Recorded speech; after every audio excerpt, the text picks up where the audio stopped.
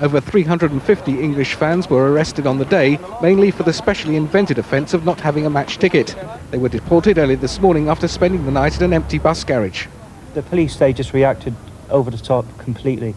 It's unbelievable. We were treated like animals, really. We was in like a warehouse, and there was they had barbed wire at the back, and crash barriers and a water cannon, and they had the water cannon trained on us. But the police action in sending back about 1,000 ticketless fans since Sunday undoubtedly prevented major trouble. And this morning, they and Bruges' mayor were congratulating themselves on a job well done. Police and gendarmerie acted correct but firm, as indeed they say in English, with only the necessary violence. There were rumors about much violence, but that was, they tried to do nothing more than necessary. Quite a few perfectly innocent Chelsea fans would have left here feeling they've been badly treated. But after the violence in Dublin, maybe the style of policing we've seen here will become the standard price the ordinary travelling fan will have to pay for the actions of those who use football as a vehicle for thuggery. Meanwhile, at the ground, the arrests multiplied quickly, but were mainly for minor misdemeanours, having no ticket, carrying forged tickets or being drunk. 24 found their way into this temporary cell.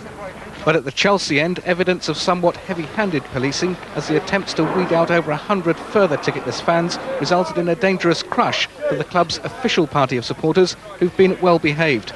In all, 250 people have been arrested at the ground tonight. Almost all of them will be immediately deported. They missed a match whose quality was somewhat diminished by a pitch resembling a seaweed-covered beach, with Bruges dominating the first half. Kevin Hitchcock several times coming to Chelsea's rescue.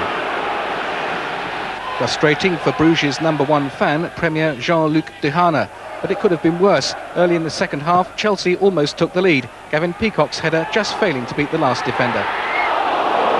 But then, with only 8 minutes left, came the goal Chelsea and probably the police dreaded as Verheyen's header went in off a defender.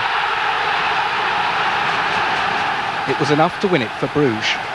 A 1-0 defeat away from home is not a bad result. The tie's only half over. It's to be hoped the Chelsea fans see it that way. The incident occurred before Chelsea's European Cup Winners' Cup game this evening.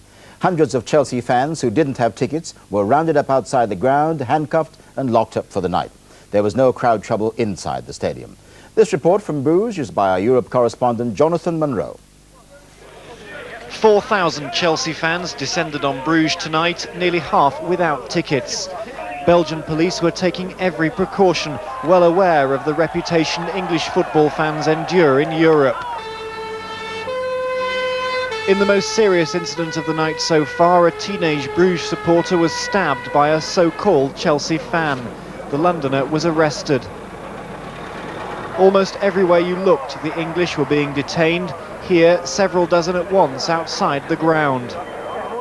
But there's no doubt that many of the arrests were unnecessary and unjustified. This pensioner held a valid ticket and was given no explanation about why he ended up in the back of a prison van.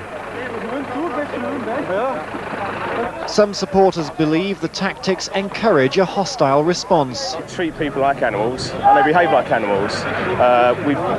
We've just been treated very badly from the start of the day. We've got tickets for the game, and we can't get in, you know. And God forbid, you know, this is crazy.